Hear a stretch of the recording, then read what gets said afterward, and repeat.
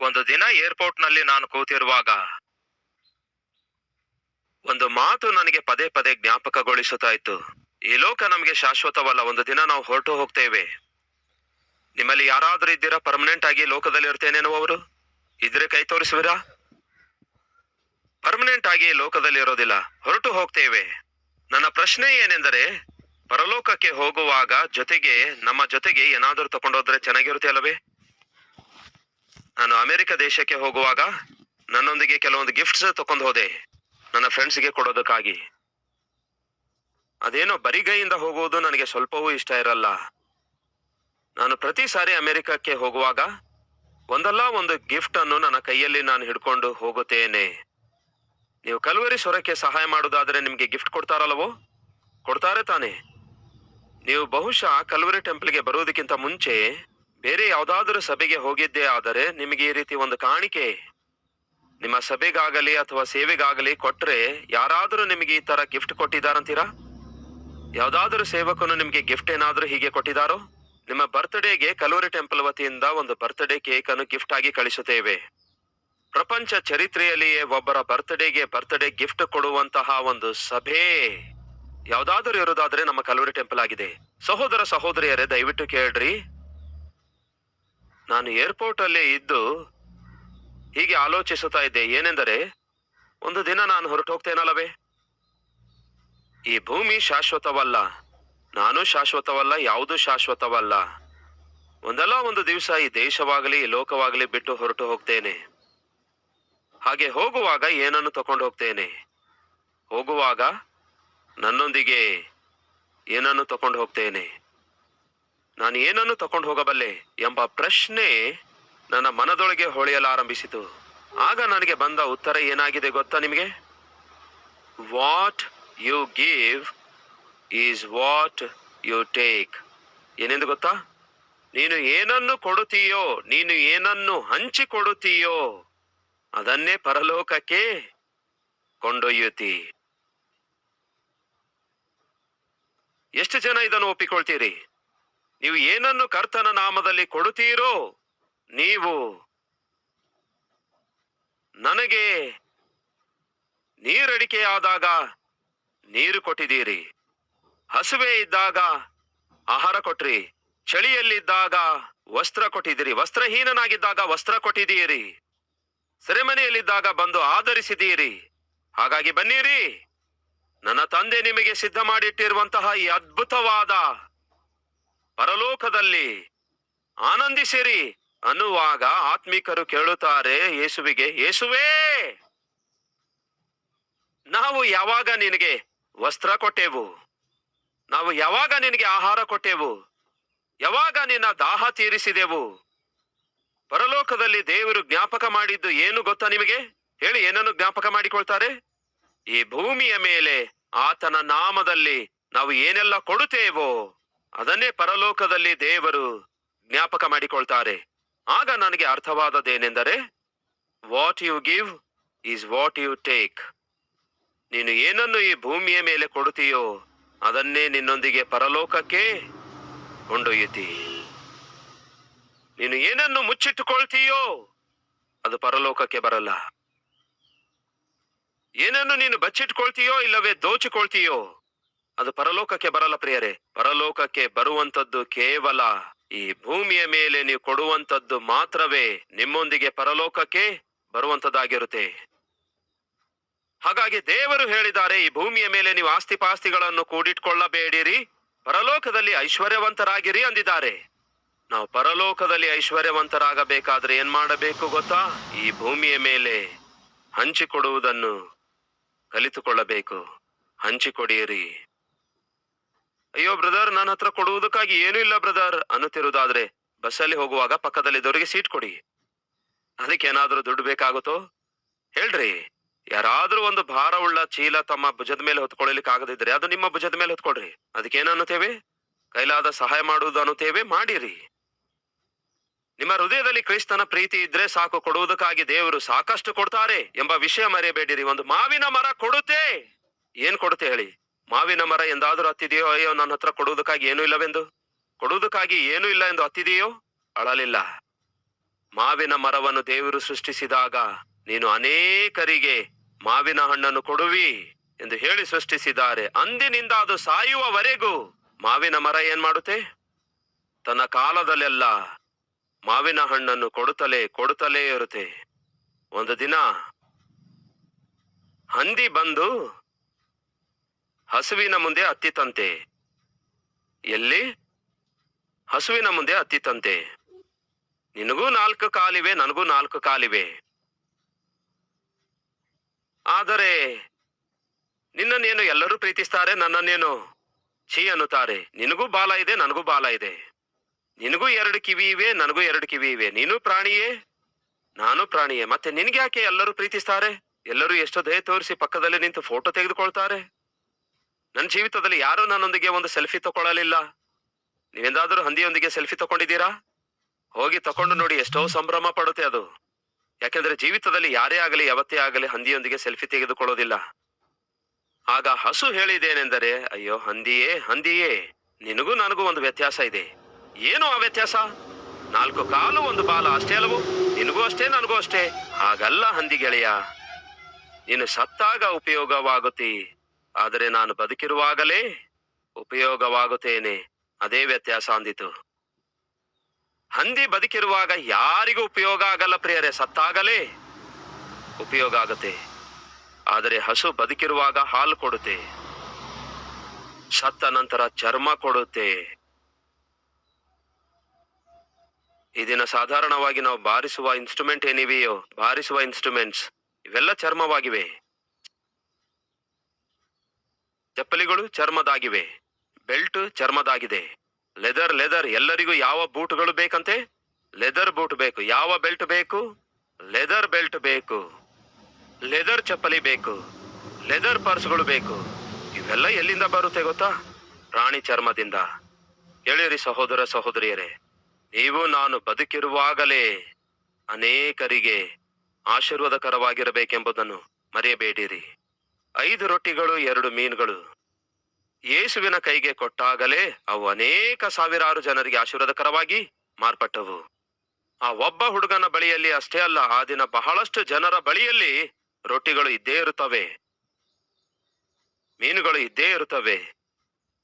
ಆದರೆ ಒಬ್ಬ ಹುಡುಗನು ಮಾತ್ರ ಎದ್ದು ನಿಂತು, ಯೇಸುವೇ, ನನ್ನ ಹತ್ರ 5 ರೊಟ್ಟಿ 2 ಮೀನುಗಳಿವೆ, ತಕೊಳ್ಳಿರಿ ಎಂದು ಹೀಗೆ ಯಾರು ಯೇಸುವಿಗೆ ಕೊಟ್ಟರೋ ಅದೇ ಆಶೀರ್ವದಿಸಲ್ಪಟ್ಟಿತು. ಮತ್ತೊಮ್ಮೆ ಜ್ಞಾಪಕಗೊಳಿಸುತ್ತೇನೆ, ಕರ್ತನ ನಾಮದಲ್ಲಿ ನೀವು ಏನನ್ನು ಕೊಡುತ್ತೀರೋ ಅದನ್ನೇ ನಿಮ್ಮೊಂದಿಗೆ ಪರಲೋಕಕ್ಕೆ ಕೊಂಡೊಯ್ತೀರಿ. ಈಗ ನನ್ನ ಪ್ರಶ್ನೆ, ಪರಲೋಕದಲ್ಲಿ ನಮಗೆ ಎಷ್ಟು ಬ್ಯಾಂಕ್ ಬ್ಯಾಲೆನ್ಸ್ ಇದ್ದಿರುತ್ತದೆ? ಒಂದು ಸಾರಿ ಆಲೋಚಿಸಿರಿ. ಈ ಭೂಮಿಯ ಮೇಲೆ ನಿಮಗೆ ಬ್ಯಾಂಕ್ ಇದೆಯಾ? ಬ್ಯಾಂಕ್ ಅಕೌಂಟ್ ಇದೆಯಾ? ಇದ್ದೇ ಇರುತ್ತೆ. ಅದರಲ್ಲಿ ಏನಾದ್ರೂ ಬ್ಯಾಲೆನ್ಸ್ ಇದೆಯಾ? ಎಲ್ಲಿದೆ ಬ್ರದರ್ ಬ್ಯಾಲೆನ್ಸ್? ನಿಲ್ಲು ಬ್ಯಾಲೆನ್ಸ್. ನಿಲ್ಲು ಬ್ಯಾಲೆನ್ಸ್ ಅಂತೀರೋ? ಇತ್ತೀಚೆಗೆ ನನ್ನ ಮಗನಾದ ಪ್ರಿನ್ಸ್ಗೆ ಕೇಳಿದೆ, ಮಗನೇ ನಿನ್ನ ಬ್ಯಾಂಕಲ್ಲಿ ಬ್ಯಾಲೆನ್ಸ್ ಎಷ್ಟೆಂದು. ನಂತರ ನನಗೊಂದು ಮೆಸೇಜ್ ಕಳಿಸಿದ, -$3 ಅಂತೆ. ಏನಂತೆ? -$3 ಅಂತೆ. ಈ ದಿನ ಕೇಳ್ತಿದ್ದೇನೆ ಸಹೋದರ ಸಹೋದರಿಯರೇ, ಈ ದಿನ ನಮಗೆ ಬ್ಯಾಂಕ್ಸ್ ಇವೆ, ಬ್ಯಾಂಕ್ ಬ್ಯಾಲೆನ್ಸ್ ಇವೆ, ಅಲ್ಪ ಸ್ವಲ್ಪ ಏನೋ ಬ್ಯಾಲೆನ್ಸ್ ಇದೆ. ಆದ್ರೆ ಕೇಳಿರಿ, ಪರಲೋಕದಲ್ಲಿಯೂ ಕೂಡ ಒಂದು ಬ್ಯಾಂಕ್ ಇದೆ. ಈ ಭೂಮಿಯ ಮೇಲೆ ನೀವು ಯೇಸುವಿನ ನಾಮದಲ್ಲಿ ಮಾಡುವ ಪ್ರತಿಯೊಂದು ಕೂಡ ಪರಲೋಕದಲ್ಲಿರುವ ಬ್ಯಾಂಕಿನಲ್ಲಿ ಬ್ಯಾಲೆನ್ಸ್ ಆಗಿ ಸೇರಿಕೊಳ್ಳುತ್ತೆ ಎಂದು ಮರೆಯಬೇಡಿ. ದಿನೇ ದಿನೇ ಪರಲೋಕದಲ್ಲಿರುವಂತಹ ಬ್ಯಾಂಕ್ ಬ್ಯಾಲೆನ್ಸ್ ಹೆಚ್ಚಿಸಿಕೊಳ್ಳುವ ಪ್ರಯತ್ನ ಮಾಡೋಣ. ಹೇಗೆ ನಾವು ಆ ಬ್ಯಾಂಕ್ ಬ್ಯಾಲೆನ್ಸ್ ಹೆಚ್ಚಿಸಿಕೊಳ್ಳಬಹುದು? ನೆರೆಯವರನ್ನು ಪ್ರೀತಿಸುವುದರ ಮೂಲಕ, ಪರರನ್ನು ಪ್ರೀತಿಸುವುದರ ಮೂಲಕ. ಯೋಸೇಫನ ಸಂತತಿಗೆ ಉಪದ್ರವ ಬಂದಿದೆ, ಕಷ್ಟ ಬಂದಿದೆ, ಆದರೆ ಲಕ್ಷಿಸೋದೇ ಇಲ್ವಲ್ಲ. ಹಾಗಾಗಿ ನಿಮಗೆ ಶ್ರಮೆ. ಜೊತೆ ಸಹೋದರನಿಗೆ ಕಷ್ಟ ಬಂದಾಗ ಲಕ್ಷಿಸೋದಿಲ್ವಲ್ಲ, ಶ್ರಮೆ. ಚಿಯೋನಿನಲ್ಲಿ ನಿಶ್ಚಿಂತಕರಾಗಿರೋರಿಗೆ ಶ್ರಮೆ, ಸಮಾರ್ಯದಲ್ಲಿ ನಿರ್ಭಯರಾಗಿ ಜೀವಿಸುವಂತವರಿಗೆ ಶ್ರಮೆ. ಈ ದಿನ ನಮ್ಮಲ್ಲಿ ಅನೇಕರಿಗಿರುವ ಆಲೋಚನೆ ಏನೆಂದರೆ, ಉದ್ಯೋಗ ಸಿಕ್ಕರೆ ನಮ್ಮ ಮಗನು ಸೆಟ್ಲ್ ಆಗ್ತಾನೆ ಅಂತಾರೆ. ಯಾವಾಗ ನೋಡಿದ್ರು ನಾವೇ ಸೆಟ್ಲ್ ಆಗ್ಬೇಕಂದ್ಕೊಳ್ತಾರೆ. ನಮ್ಮ ಮಗನು ಸೆಟ್ಲ್ ಆಗ್ಬೇಕಂದ್ಕೊಳ್ತಾರೆ, ನಮ್ಮ ಕುಟುಂಬ ಸೆಟ್ಲ್ ಆಗ್ಬೇಕಂದ್ಕೊಳ್ತಾರೆ. ಒಂದು ವೇಳೆ ದೇವರು ನಿಮ್ಮ ಕುಟುಂಬವನ್ನಾಗಲಿ, ನಿಮ್ಮ ಮಗನನ್ನಾಗಲಿ, ನಿಮ್ಮ ಮಗಳನ್ನಾಗಲಿ ಸೆಟಲ್ ಆಗುವುದಾದರೆ ಕೇವಲ ಸೆಟಲ್ ಆಗುವುದಕ್ಕಾಗಿ ಅಲ್ಲ, ಮತ್ತೊಬ್ಬರಿಗೆ ಕೈಲಾದ ಸಹಾಯ ಮಾಡುವುದಕ್ಕಾಗಿಯೂ ಸಹ ಎಂಬ ವಾಸ್ತವವನ್ನು ಮರೆಯಬೇಡಿ. ಈ ದಿನ ನಮ್ಮಲ್ಲಿ ಬಹಳಷ್ಟು ಜನ ಸ್ವಾರ್ಥತೆಯಿಂದ ತುಂಬಿಕೊಂಡಿದ್ದಾರೆ. ಅವರ ಆತ್ಮಿಕತೆ ಸ್ವಾರ್ಥವಾಗಿದೆ, ಅವರ ಪ್ರಾರ್ಥನೆ ಕೂಡ ಸ್ವಾರ್ಥವಾಗಿದೆ. ತಮಗೋಸ್ಕರ ತಾವು ಪ್ರಾರ್ಥನೆ ಮಾಡ್ತಾರೆ ಹೊರತು ಇತರರಿಗೋಸ್ಕರ ಪ್ರಾರ್ಥನೆ ಮಾಡಲ್ಲ. ಇತರರಿಗೋಸ್ಕರ ನಾವು ಪ್ರಾರ್ಥನೆ ಮಾಡಲ್ಲ. ಕೆಲವೊಂದು ಜನ ಆಪ್ತರು ಹಾಗೂ ಆತ್ಮಿಕರು ನನ್ನೊಂದಿಗೆ ಮಾತಾಡುತ್ತಾ ಇರುವಾಗ ನನಗೆ ಕೇಳ್ತಾ ಇರ್ತಾರೆ, ಬ್ರದರ್ ಸತೀಶ್ ಕುಮಾರ್, ನಿಮಗೋಸ್ಕರ ಪ್ರಾರ್ಥಿಸಲಾರದೆ ಒಂದು ದಿವಸವೂ ಕೂಡ ಕಳೆಯುವುದೇ ಇಲ್ಲ ಅನ್ನುತ್ತಾರೆ. ಅಂದರೆ ನಿಮಗಾಗಿ ಪ್ರಾರ್ಥಿಸಲಾರದೆ ಒಂದು ದಿನ ಕೂಡ ಪಾಸ್ ಆಗಲ್ಲ. ಖಂಡಿತವಾಗಿ ನಿಮಗೋಸ್ಕರ ಪ್ರಾರ್ಥಿಸ್ತೇವೆ ಅನ್ನುತ್ತಾರೆ. ಯಾಕೆ ಅವರು ನನಗೋಸ್ಕರ ಪ್ರಾರ್ಥನೆ ಮಾಡ್ತಿದ್ದಾರೆ? ಕೇಳಿ ಸಹೋದರ ಸಹೋದರಿಯರೇ, ನನಗೆ ಪ್ರೀತಿಸುವುದರಿಂದ. ಹಾಗೆ ಅವರು ಪ್ರಾರ್ಥಿಸುವುದರಿಂದ ಏನಾಗುತ್ತೆ? ನಾನು ಆಶೀರ್ವದಿಸಲ್ಪಟ್ಟಾಗ ಆ ಆಶೀರ್ವಾದದಲ್ಲಿ ಅವರು ಕೂಡ ಗೊತ್ತಾಗದ ರೀತಿಯಲ್ಲಿ ಶೇರ್ ಮಾಡಿಕೊಳ್ತಾರೆ. ನಿಮ್ಮ ಜೀವಿತದಲ್ಲಿ ನೀವು ಇತರರಿಗೋಸ್ಕರ ಪ್ರಾರ್ಥನೆ ಮಾಡುವುದರ ಮೂಲಕ ಅವರು ಆಶೀರ್ವದಿಸಲ್ಪಟ್ಟಾಗ, ಅವರು ಅಭಿವೃದ್ಧಿ ಆಗುವಾಗ ನೀವು ಕೂಡ ಅಭಿವೃದ್ಧಿ ಆಗುತ್ತೀರಿ ಎಂಬ ವಿಷಯ ಮರೆಯಬೇಡಿ. ಪ್ರಾರ್ಥನೆಯಲ್ಲಿ ಕಣ್ಣೀರಿನ ಪ್ರಾರ್ಥನೆ, ನರಳಾಟದ ಪ್ರಾರ್ಥನೆ ಬಹು ಬಹು ಬೆಲೆಯುಳ್ಳದಾಗಿದೆ ಎಂಬ ವಿಷಯ ನಿಮ್ಮೊಂದಿಗೆ ಹಂಚಿಕೊಳ್ತಾ ಇದ್ದೇನೆ. ದೇವರು ಹೇಳ್ತಿದ್ದಾರೆ, ಪಟ್ಟಣದಲ್ಲಿ ಹೇಯವಾದ ಕೃತ್ಯಗಳು ನಡೆಯುತ್ತಾ ಇವೆ. ಎಲ್ಲರೂ ತಮ್ಮ ಇಷ್ಟ ಬಂದ ರೀತಿಯಲ್ಲಿ ಜೀವಿಸುತ್ತಿದ್ದಾರೆ. ಹಾಗಾಗಿ ನಾನು ಶಿಕ್ಷಿಸಲಿಕ್ಕಿದ್ದೇನೆ. ನಾನು ಶಿಕ್ಷಿಸುವುದಕ್ಕಿಂತ ಮುಂಚೆ ನೀವು ಖಂಡಿತವಾಗಿ ಕೆಲವರ ಹಣೆಯ ಮೇಲೆ ಮಾರ್ಕ್ ಹಾಕಬೇಕು. ಕನ್ನಡದಲ್ಲಿ ಗುರುತು ಎನ್ನಲಾಗಿದೆ, ಇಬ್ರಿಯದಲ್ಲಿ TAU ಎಂಬ ಪದ ಬಳಸಲಾಗಿದೆ. ಅದರ ಅರ್ಥವೇನೆಂದರೆ ಶಿಲುಬೆಯ ಗುರುತು. ನಮ್ಮ ಪೂರ್ವಿಕರು, ನಮ್ಮ ಹಿರಿಯರು ಸಾಧಾರಣವಾಗಿ ನಮ್ಮ ಹಣೆಯ ಮೇಲೆ ಶಿಲುಬೆಯ ಗುರುತು ಹಾಕ್ತಾ ಇದ್ರು. ಕೊಬ್ಬರೆಣ್ಣೆ ತೆಗೆದುಕೊಂಡು ಶಿಲುಬೆಯ ಗುರುತು ಹಾಕ್ತಾ ಇದ್ರು. ಇಲ್ಲವೇ ಕೊಬ್ಬರೆಣ್ಣೆ ಇಲ್ಲದಿದ್ರು ಕೂಡ ಪ್ರಾರ್ಥಿಸುವಾಗ ಮಕ್ಕಳ ತಲೆ ಮೇಲೆ ಶಿಲುಬೆ ಗುರುತು ಹಾಕ್ತಾ ಇರ್ತಾರೆ. ಇಲ್ಲಿ ದೇವರು ಹೇಳ್ತಾರೆ, ಈ ಪಟ್ಟಣದಲ್ಲಿ ಇಷ್ಟಾನುಸಾರವಾಗಿ ಜೀವಿಸುವಂತವರನ್ನು ನಾನು ಶಿಕ್ಷಿಸಲಿಕ್ಕಿದ್ದೇನೆ. ಆದರೆ ಕೆಲವರನ್ನು ಮಾತ್ರ ನಾನು ಶಿಕ್ಷಿಸಲಾರನು, ಶಿಕ್ಷಿಸಲಿಕ್ಕಾಗೋದಿಲ್ಲ. ಅವರನ್ನು ಪ್ರತ್ಯೇಕಿಸಲಿಕ್ಕಿದ್ದೇನೆ. ಎಲ್ಲರೊಂದಿಗೆ ಅವರನ್ನು ನಾನು ಶಿಕ್ಷಿಸಲಾರದೇ ಇರಬೇಕಾದರೆ ನೀವು ಮಾಡಬೇಕಾದದ್ದೇನೆಂದರೆ, ಯೆಹೆಜ್ಕೇಲನ ಪುಸ್ತಕ 9ನೇ ಅಧ್ಯಾಯ 4ನೇ ವಚನ, ಯೆಹೋವನು ಇಂತೆನ್ನುತ್ತಾನೆ, ನೀನು ಯೆರೂಸಲೇಮ್ ಪಟ್ಟಣದಲ್ಲೆಲ್ಲ ಸುತ್ತಲೂ ತಿರುಗಾಡಿ ಅದರೊಳಗೆ ನಡೆಯುವ ಸಮಸ್ತ ಅಸಹ್ಯ ಕೃತ್ಯಗಳಿಗಾಗಿ, ಪಾಪಿಷ್ಟ ಕಾರ್ಯಗಳ ಕುರಿತಾಗಿ, ಪಾಪಿಷ್ಟ ಮನುಷ್ಯರ ಕುರಿತಾಗಿ ನರಳಿ ಗೋಳಾಡುತ್ತಾ ಪ್ರಲಾಪಿಸುತ್ತಾ ಇರುವ ಜನರ ಹಣೆಯ ಮೇಲೆ ಗುರುತು ಮಾಡು ಎಂದು ಅಪ್ಪಣೆ ಕೊಟ್ಟನು. ಗುರುತು ಹಾಕು, ಅವರ ಹಣೆಯ ಮೇಲೆ ಒಂದು ಗುರುತನ್ನು ಹಾಕು. ಯಾವುದು ಆ ಗುರುತು ಎಂಬುದಾಗಿ ನಾನು ಅನೇಕ ಟ್ರಾನ್ಸ್ಲೇಷನ್ಸ್ ಅನ್ನು ನೋಡಿದಾಗ, ಕಾಮೆಂಟ್ರೀಸ್ ಓದಿದಾಗ, ಆ ಗುರುತು ಶಿಲುಬೆಯ ಗುರುತಾಗಿದೆ. ಅದನ್ನು ಹಾಕು. ಯಾಕೆ ಪ್ರಲಾಪಿಸುವಂತವರ ಹಣೆಯ ಮೇಲೆ ಒಂದು ಗುರುತು ಹಾಕಬೇಕು? ಕಣ್ಣೀರಿನ ಪ್ರಾರ್ಥನೆ ಮಾಡುವಂತವರಿಗೆ ಒಂದು ಪ್ರತ್ಯೇಕವಾದ ಗುರುತು ಇದೆ. ಆ ಗುರುತು ಹಾಕಲ್ಪಟ್ಟಂತವರಿಗೆ ದೇವರು ಏನ್ ಮಾಡುತ್ತಾರೆ ಅದನ್ನೇ ನಿಮ್ಮೊಂದಿಗೆ ಹಂಚಿಕೊಳ್ತಿದ್ದೇನೆ. ನೋಡೋಣ ಬನ್ನಿ. ಪ್ರಲಾಪಿಸುವಂತವರ ಹಣೆಯ ಮೇಲೆ, ಕನ್ನಡದಲ್ಲಿ ಹಣೆಯ ಮೇಲೆ ಅಂತ ಇದೆ, ಇಂಗ್ಲಿಷ್ ನಲ್ಲಿ ಫೋರ್ ಹೆಡ್ ಎಂಬುದಾಗಿ ನೋಡ್ತೇವೆ. ಹಣೆಯ ಮೇಲೆ ಗುರುತು ಮಾಡು ಎಂದು ಅಪ್ಪಣೆ ಕೊಟ್ಟನು.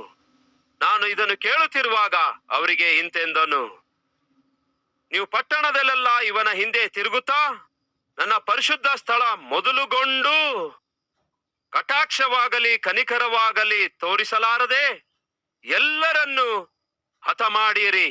ಎಲ್ಲರೂ ನಶಿಸುವ ಹಾಗೆ ಯಾರನ್ನು ಕೂಡ ಉಳಿಸದೆ, ವೃದ್ಧರನ್ನು, ಯುವಕ ಯುವತಿ, ಸ್ತ್ರೀ ಬಾಲಕ ಎನ್ನದೆ ಸಕಲರನ್ನು ಸಂಹಾರ ಮಾಡಿರಿ. ಆದರೆ ಆ ಗುರುತು ಯಾರಿಗೆ ಇರುವುದೋ ಅವರನ್ನು ಮಾತ್ರ ಮುಟ್ಟಬಾರದು. ಯಾವ ಗುರುತು? ಯಾರಿಗೆ ಈ ಗುರುತು ಹೇಳಿ? ಯಾರಿಗಿದೆ?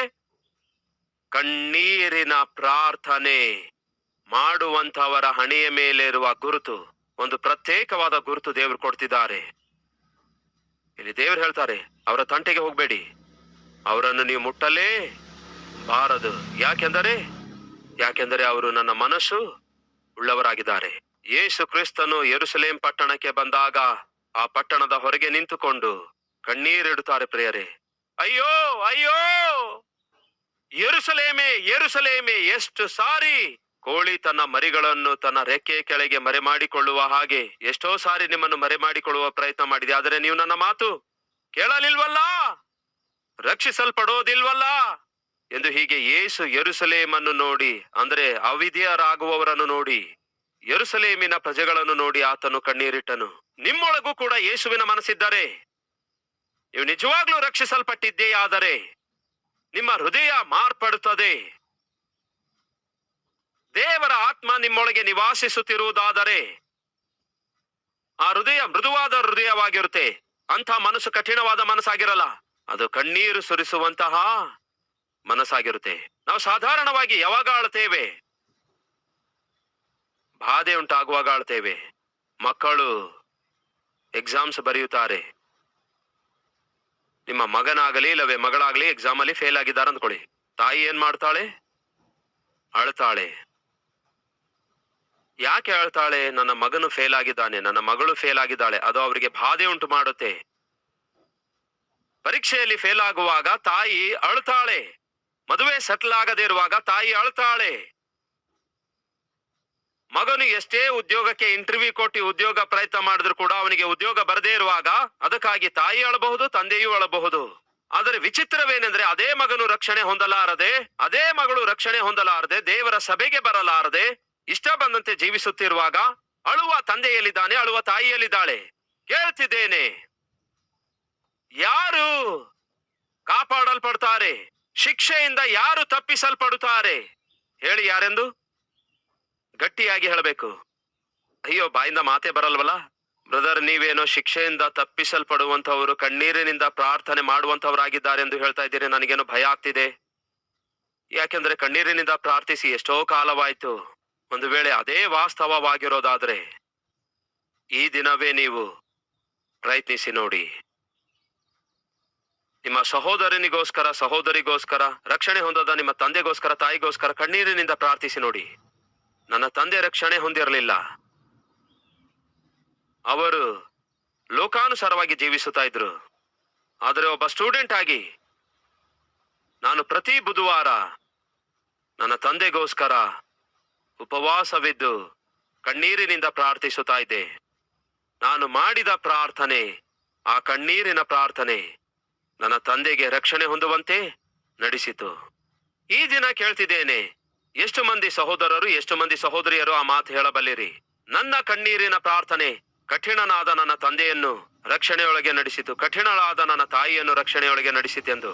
ಇಷ್ಟಾನುಸಾರವಾಗಿ ಜೀವಿಸುವಂತಹ ನನ್ನ ಮಗನು ಕಣ್ಣೀರಿನ ಪ್ರಾರ್ಥನೆಯಿಂದ ರಕ್ಷಿಸಲ್ಪಟ್ಟನು. ನನ್ನ ಮಗಳು ರಕ್ಷಿಸಲ್ಪಟ್ಟಿದ್ದಾಳೆ, ನನ್ನ ಮಗನು ರಕ್ಷಿಸಲ್ಪಟ್ಟಿದ್ದಾನೆ, ನನ್ನ ಗಂಡ ರಕ್ಷಿಸಲ್ಪಟ್ಟ ಎಂದು ಎಷ್ಟು ಜನ ಹೇಳಬಲ್ಲಿರಿ? ಎಷ್ಟು ಜನ ಈ ಸಾಕ್ಷಿ ಹೇಳಬಲ್ಲಿರಿ? ತನ್ನ ಮಗನು ಹಾಳಾಗುತ್ತಿರುವಾಗ, ಪಾಪದಲ್ಲಿ ಜೀವಿಸುತ್ತಿರುವಾಗ, ದಿನೇ ದಿನೇ ದಿನೇ ದಿನೇ ದೇವರಿಂದ ದೂರವಾಗುತ್ತಿರುವಾಗ ಭಯಂಕರವಾಗಿ ಒಬ್ಬ ತಾಯಿ ಅಳುತ್ತಾ ಕಣ್ಣೀರು ಸುರಿಸುತ್ತಾಳೆ.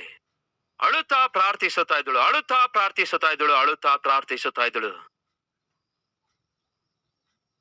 ಒಂದು ದಿನ ಹಾಗೆ ಅಳುತ್ತಾ ಅಳುತ್ತಾ ತಾನು ಹೋಗುವ ಸಭೆಗೆ ಸಭಾಪಾಲಕರಾಗಿರುವಂತಹ ಪಾಸ್ಟರ್ ಅವರಿಗೆ ಹೇಳ್ತಾಳೆ, ಅಯ್ಯ,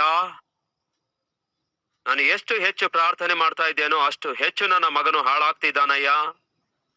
ನನ್ನ ಮಗನು ನಿಜವಾಗ್ಲೂ ರಕ್ಷಣೆ ಹೊಂದುತ್ತಾನೋ ಎಂದು ಹಾಗೆ ಕಣ್ಣೀರಿಡುತ್ತಾ ಪಾಸ್ಟರ್ಗೆ ಆ ಮಾತು ಕೇಳಿದ್ರೆ, ಪಾಸ್ಟರ್ ಅವರು ಒಂದು ಮಾತು ಹೇಳ್ತಾರೆ, ಅಮ್ಮ ತಾಯಿ, ನೀವು ನಿಮ್ಮ ಮಗನಿಗಾಗಿ ಎಷ್ಟು ಕಣ್ಣೀರು ಸುರಿಸಿ ಪ್ರಾರ್ಥನೆ ಮಾಡ್ತಾ ಇದ್ದೀರಿ ಎಂದು ನಾನು ನೋಡುತ್ತಲೇ ಇದ್ದೇನೆ.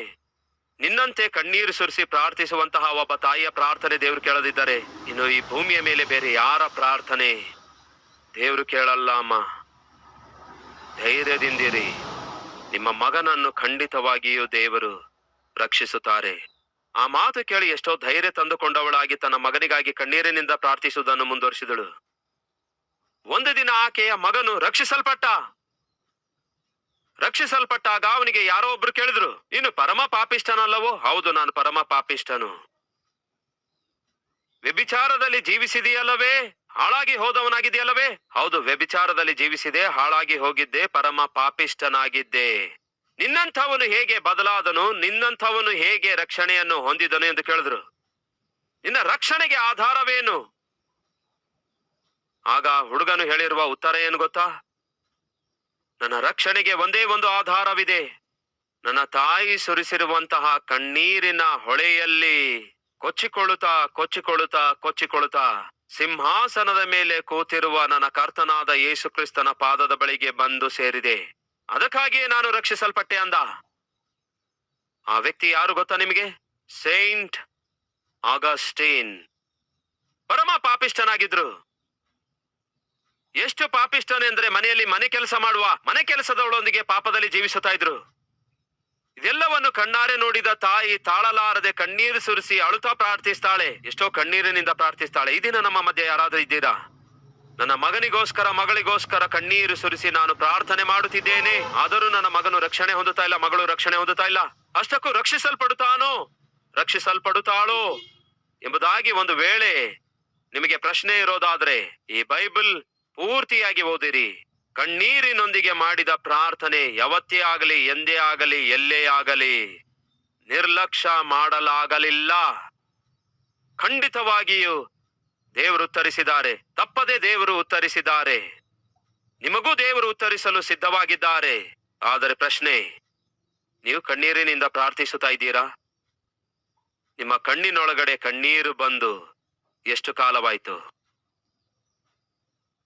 ಈ ದಿನವೂ ಕೂಡ ಕೇವಲ ನೀವು ನಿಮಗೋಸ್ಕರವೇ ಕಣ್ಣೀರು ಸುರಿಸುತ್ತಾ ಇರೋದಾದರೆ ಇತರರಿಗೋಸ್ಕರ ಕಣ್ಣೀರು ಸುರಿಸುವ ದಿನ ಯಾವಾಗ ಬರುತ್ತೆ? ನಮ್ಮಲ್ಲಿ ಕೆಲವರು ಕಣ್ಣೀರು ಸುರಿಸುತ್ತಾ ಇದ್ದಾರೆ, ಇಲ್ಲ ಅನ್ನುತ್ತಾ ಇಲ್ಲ. ನಿಮಗೋಸ್ಕರವೇ ಕಣ್ಣೀರು ಸುರಿಸುತ್ತಾ ಇದ್ದೀರಿ. ನಿಮ್ಮ ನಿರುದ್ಯೋಗ ಸಮಸ್ಯೆಗಾಗಿ ಕಣ್ಣೀರು ಸುರಿಸುತ್ತಾ ಇದ್ದೀರಿ. ನಿಮ್ಮ ಅನಾರೋಗ್ಯ ಸಮಸ್ಯೆಗಾಗಿ ಕಣ್ಣೀರು ಸುರಿಸುತ್ತಾ ಇದ್ದೀರಿ. ಮದುವೆ ಆಗಲಾರದಕ್ಕಾಗಿ ಕಣ್ಣೀರು ಸುರಿಸುತ್ತಾ ಇದ್ದೀರಿ. ಮಕ್ಕಳಾಗಲಾರದಕ್ಕಾಗಿ ಕಣ್ಣೀರು ಸುರಿಸುತ್ತಾ ಇದ್ದೀರಿ. ಹೀಗೆ ನಿಮಗೋಸ್ಕರ ಕಣ್ಣೀರು ಸುರಿಸುತ್ತಾ ಇದ್ದೀರಿ. ಹಾಗಾದ್ರೆ ಇತರರಿಗೋಸ್ಕರ ಯಾವಾಗ ಕಣ್ಣೀರು ಸುರಿಸಿ ಪ್ರಾರ್ಥಿಸುವಂತಹ ದಿನ ಯಾವಾಗ ಬರುತ್ತೆ? ಇಂಥವರು ಯಾರು ಗೊತ್ತಾ? ಹಣೆ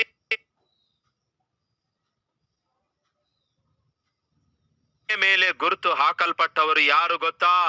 ಹೇಳಿ, ಯಾರು? ಪಟ್ಟಣದಲ್ಲಿ ನಡೆಯುತ್ತಿರುವಂತಹ ಹೇಯವಾದ ಕೃತ್ಯಗಳ ಕುರಿತಾಗಿ ಪ್ರಲಾಪಿ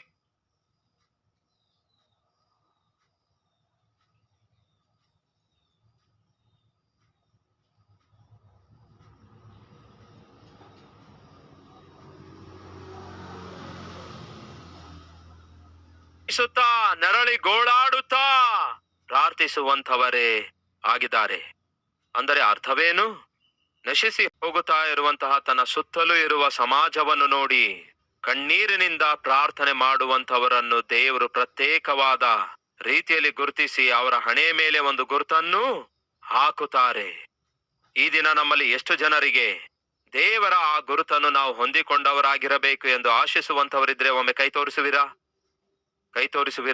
ಹಾಗಾದ್ರೆ ಈ ದಿನ ಒಂದು ತೀರ್ಮಾನ ತೆಗೆದುಕೊಳ್ಳೋಣವೇ? ಮೊದಲು ಯೆರೂಸಲೇಮಿನಲ್ಲಿ, ನಂತರ ಯೂದಾಯ, ನಂತರ ಸಮಾರ್ಯ, ನಂತರ ಭೂಲೋಕದ ಕಟ್ಟ ಕಡೆಯವರೆಗೂ, ಮೊದಲು ನಮ್ಮ ಕುಟುಂಬದವರಿಗೋಸ್ಕರ, ನಂತರ ನಮ್ಮ ಬಂಧುಗಳಿಗೋಸ್ಕರ, ನಂತರ ನಮ್ಮ ಸ್ನೇಹಿತರಿಗೋಸ್ಕರ, ಹಾಗೆ ನಂತರ ನಶಿಸಿ ಹೋಗುವ ಎಲ್ಲರಿಗೋಸ್ಕರ ಕಣ್ಣೀರು ಸುರಿಸಿ ಪ್ರಾರ್ಥಿಸುವಂತಹ ಅಭ್ಯಾಸ ಬೆಳೆಸಿಕೊಂಡು ನಾವು ಪ್ರಾರಂಭಿಸೋಣವೇ? ಹೌದೆನ್ನುವವರು ನನ್ನೊಂದಿಗೆ ಪ್ರಾರ್ಥಿಸುವಿರಾ?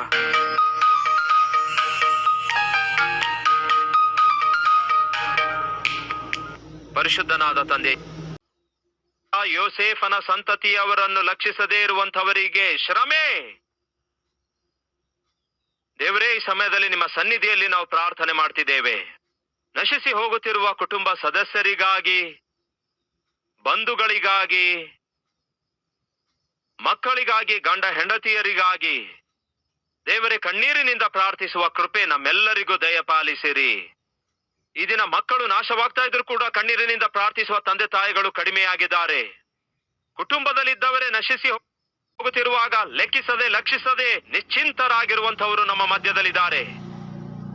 ಯೇಸಯ್ಯ, ನಿಮಗಿರುವಂತಹ ಮನಸ್ಸನ್ನು ನಮಗೂ ದಯಪಾಲಿಸಿರಿ. ಕಣ್ಣೀರಿನಿಂದ ಹೇಳಲಶಕ್ಯವಾದ ನರಳಿ ಗೋಳಾಡುತ್ತಾ ಯಾವ ರೀತಿ ನೀವು ಪ್ರಾರ್ಥನೆ ಮಾಡಿದ್ದೀರೋ ಅಂತಹ ಮನಸ್ಸು ನಮ್ಮೆಲ್ಲರಿಗೂ ದಯಪಾಲಿಸಿರಿ.